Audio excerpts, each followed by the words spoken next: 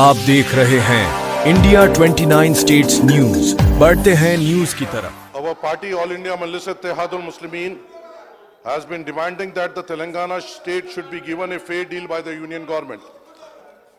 This has been our party's persistent stand ever since the beautification of United Andhra Pradesh and formation of Telangana state in June 2014. I may recall that my party floor leader Janab Akbaruddin Awaisi Sahab has been raising his voice in this particular assembly against the injustice meted out to the Telangana state by the BJP, now NDA government, ever since the new state came into being.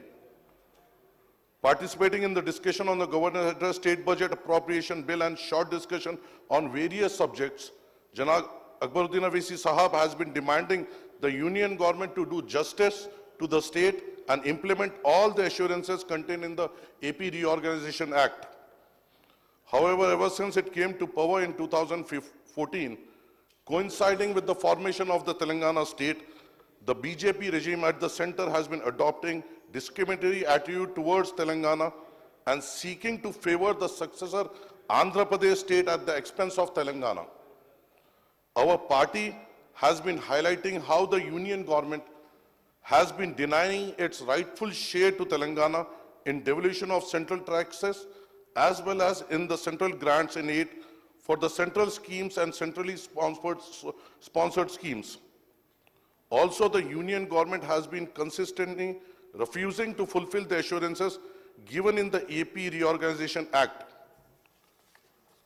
We, All India Majlis Ittehadul Muslimin, have consistently said that the successive union budgets since 2014 till date have been unfair to Telangana state. Telangana state share of central devolution has been fixed at 2.10% as against AP's share of 4.05% on the recommendation of 15th Finance Commission. For instance, in the financial year 23-24, Telangana received only 23,216 crores as share in central taxes as against rupees 44,699 crores released to Andhra Pradesh. Also, Andhra Pradesh was given additional grants for its new capital Amravati and Polavaram project and for its budgetary deficit. In the union budget for 24-25 presented by the finance minister, Telangana is allocated 26,216 crores as against 50,475 crores for AP. The Union Finance Minister also made a reference to AP Reorganization Act and announced that AP would be provided rupees 15,000 crores as additional grants in the current year and similar amounts in the future years. Moreover, the Union government has been targeting Telangana state by restricting the borrowing of the state under FRBM Act by curbing the loans taken by corporations, governments, undertakings under the government guarantees with budgetary borrowing of the state government. Also, the union government has been refusing to provide central grants for Mission Kakatiya, Mission Bhagarita, as recommended by Niti Aayog, as well as Palmeru Rangareddy Lift Irrigation Scheme and Kaleshwaram project by designating them as national projects on the lines of Polavaram project of AP as per the AP Reorganization Act.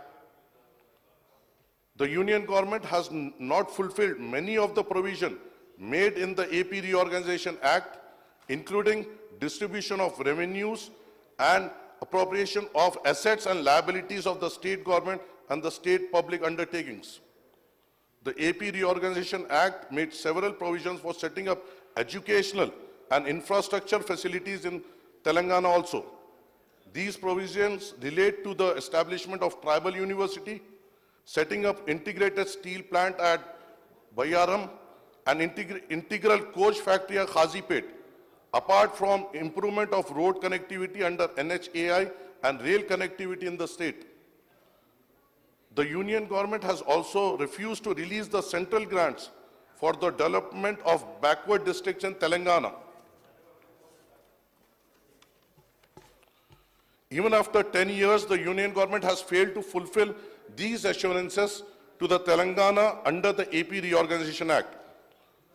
On the other hand, the BJP government at the center has been making attempts to harm the interest of Telangana by seeking to privatize some coal blocks of Singarini colonies, pressurizing the state to privatize the nationalized bus routes operated by TSRTC, and also gaining control over all irrigation and hydel projects of Godavari and Krishna rivers.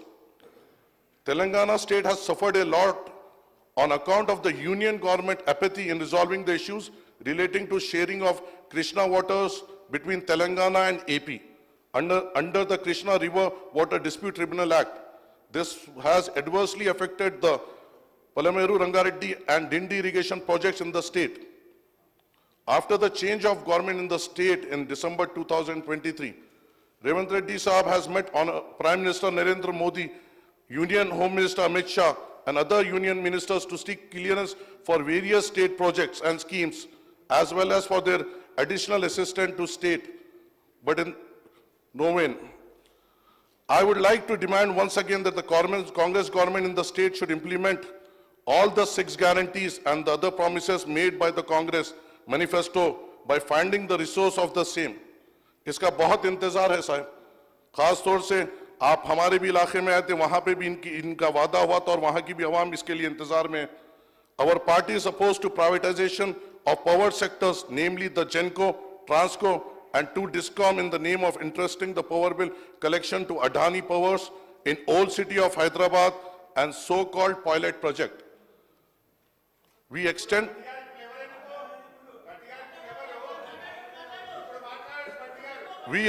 full support to the Telangana government in its fight to secure the state rightful share or central resources and to ensure all the promises and assurances to the Telangana under AP Reorganization Act. India 29 States News. Please support my channel, like, share and subscribe my channel.